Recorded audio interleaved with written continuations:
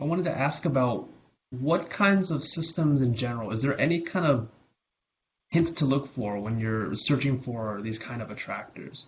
Because I was just thinking about astronomical systems and the basic astronomical systems that I can think of, like planet orbiting a star and just like basic orbits, they're Keplerian. They're not.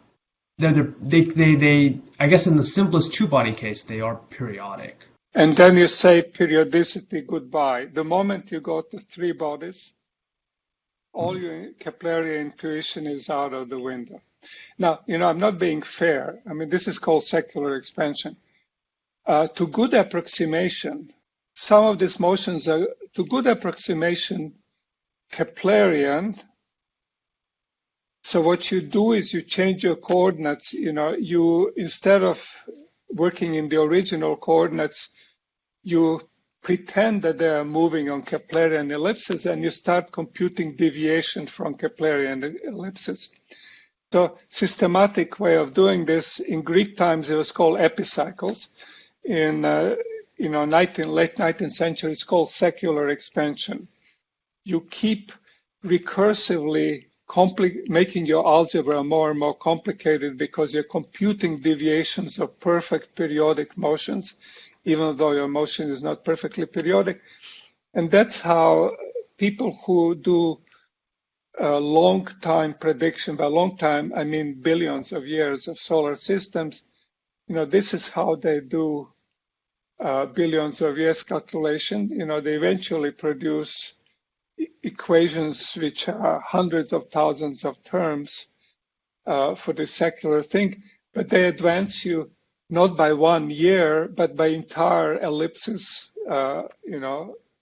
entire kind of natural units of motion of a solar system.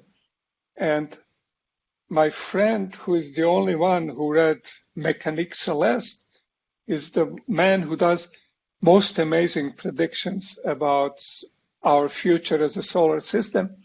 And one of the things we know is that we're going to lose Mercury. Mercury was cute to have around, but give it billion or 2 billion years, Mercury will get itself in a bad neighborhood and he'll be kicked out. Sorry, but that's what's going to happen. So we know that our solar system is not eternal. We know now with kind of probabilistic calculations of all possible slightly angstrom different planetary systems, initial conditions, that sooner or later Mercury will get kicked out. Beyond that, it seems like inner and outer planets will stay on, they'll amble on, but they'll be eaten up by the red dwarf that our sun will be. So the future looks bleak, I'm sorry to tell you. Don't hang around for 2 billion years. It's not looking good. But if you're only interested in what's going to happen next 10 or 15 years, your problem is an asteroid or a good solar storm. You don't have to worry about stability of solar system. Okay. So just to follow on that, is there any telltale signs of these kind of nonlinear systems that produce chaotic attractors? Or is it just you have to sort of investigate it case by case? Well, that's a generic behavior we expect. It's like a 50-50% situation.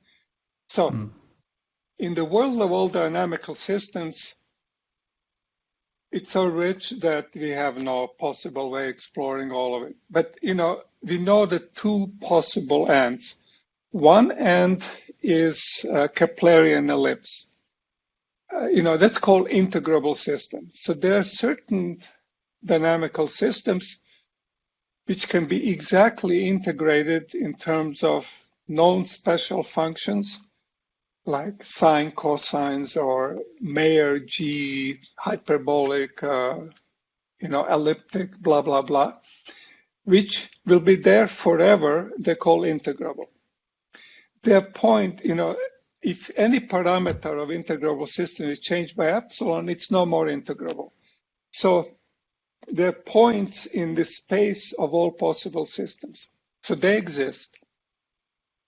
At the other end, are the systems which I'm hinting at here, but you can make them very purely mathematical. There are several systems which we know exactly, precisely, mathematically are ergodic and cannot possibly have a non-chaotic behavior.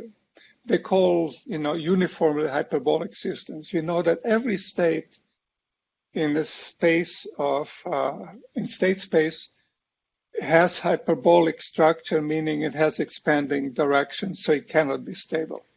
There are also little points, and they're very hard to find, and sometimes you get Fields medal, sometimes you get Boltzmann medal.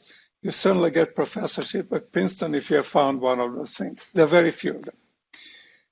Here comes our life as scientists and engineers. It's between these two extrema.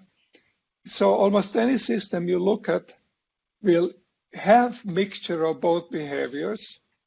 Some of them will look pretty chaotic, but if you look carefully, you'll find little islands of stability in them.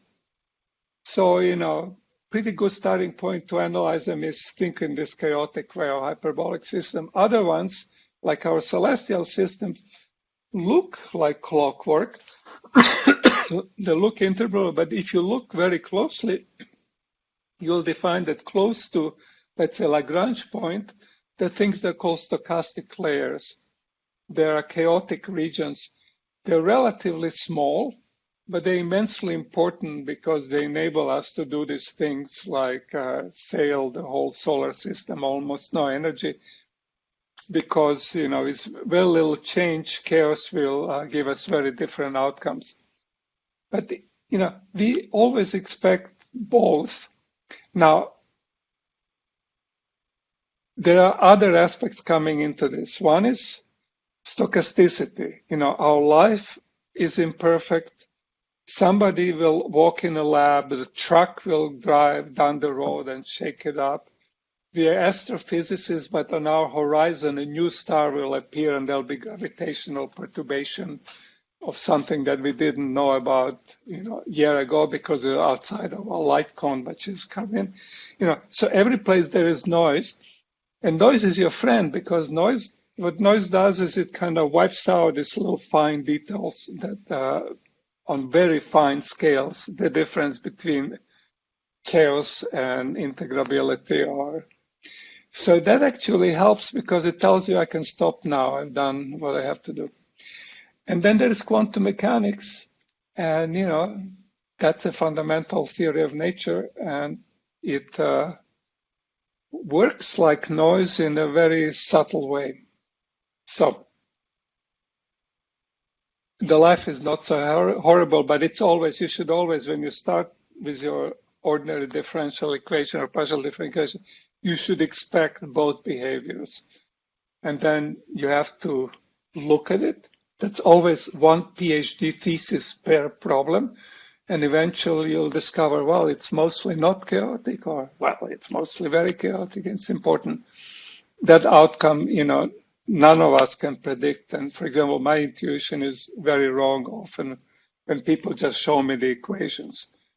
Long-term behavior is very hard to understand from just formulating the laws that govern your system. So today we simulate it and then we analyze it. Okay, thank you. You're welcome.